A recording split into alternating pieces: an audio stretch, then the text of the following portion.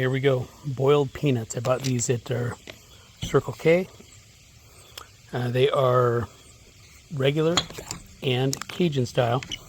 Now I gotta tell you, when I bought this, they were hot right out of the pot. It's been about 30 minutes, and let me tell you, this is an acquired taste. Now I don't know if you're supposed to eat the shell or if you're supposed to shuck them like regular peanuts. Regardless, I ate the shell. First one I ate, I'm honest, it tasted like a warm turd in my mouth. Now, I get it kind of growing on me. Excuse me for a second. Yeah, so boiled peanuts. I don't know if it's a southern thing.